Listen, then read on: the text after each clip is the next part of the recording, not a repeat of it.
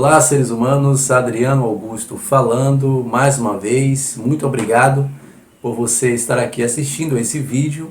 E se você é novo no canal, por favor, inscreva-se para poder acompanhar os conteúdos toda semana, ok?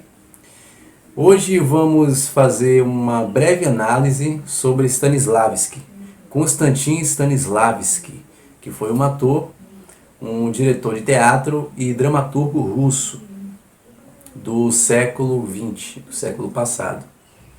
E alguns aí que se aprofundam mais na área, até o chamam de o pai do teatro. Bom, o que é interessante ressaltar em Stanislavski é que ele influenciou o cinema, exatamente. E como influenciou? De que maneira? Ora, o próprio dramaturgo fez uma crítica quanto à interpretação dos atores, que era uma interpretação muito rasa, né? Que não sentia aquela emoção na hora de passar.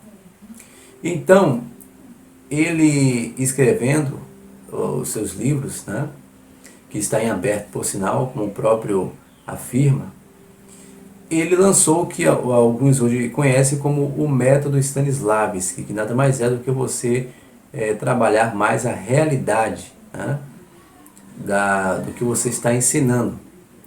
E se você for analisar o cinema americano, você percebe que os Estados Unidos têm essa visão, né, de passar mais a realidade, ou pelo menos a atuação real. Nos atores, que você vê uma grande diferença entre os atores americanos e os atores brasileiros, né? É uma absurda diferença. Mas, como é que ficaria isso na prática? Por exemplo, pegue um filme de violência.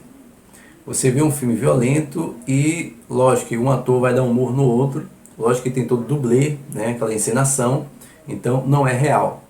No método Stanislavski, isso mudaria. Para ficar mais real, deveria haver um soco de verdade, né? E você pode analisar que não só o cinema americano, mas alguns outros cinemas também, eles começaram de uns anos para cá a adotar essa ideia de tornar mais real, principalmente os filmes violentos, né?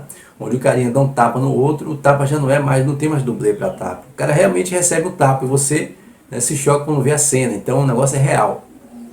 É claro que não aplicando isso à violência, só usei esses filmes violentos para dar um exemplo do que seria o método Stanislavski nos atores.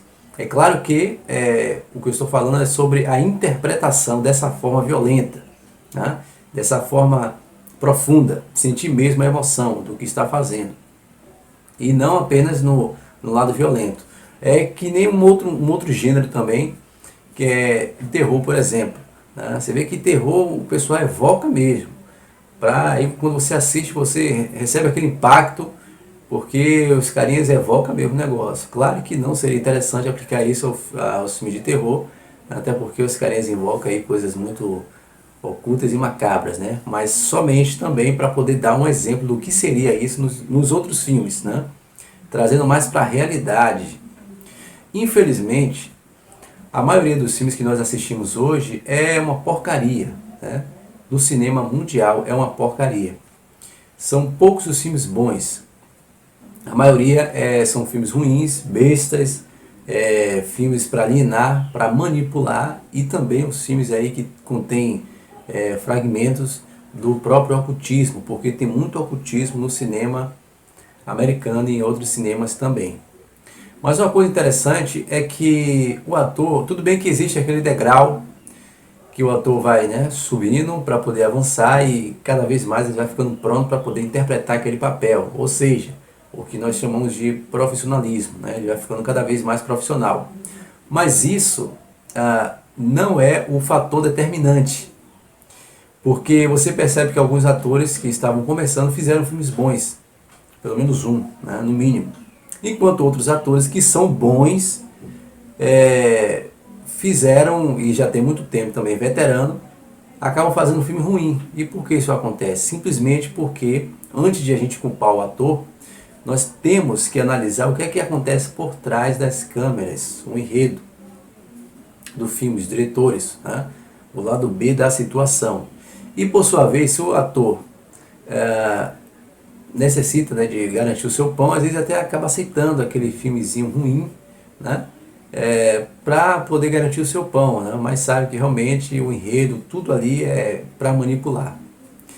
Uma coisa interessante, lendo alguns livros aí que eu li, do Stanislavski, até porque nós devemos ler de tudo e sempre reter o que é bom, claro. Na verdade, o livro dele, né, de acordo aí com... Tem uma outra parte aí mais de produção, né, de teatro, essas coisas. E o livro dele está em aberto, como o próprio diz, né, e afirma que não é um modelo pronto, como alguns conhecem aí como o método de Stanislavski ou o sistema, mas é uma busca para a melhor interpretação do ator.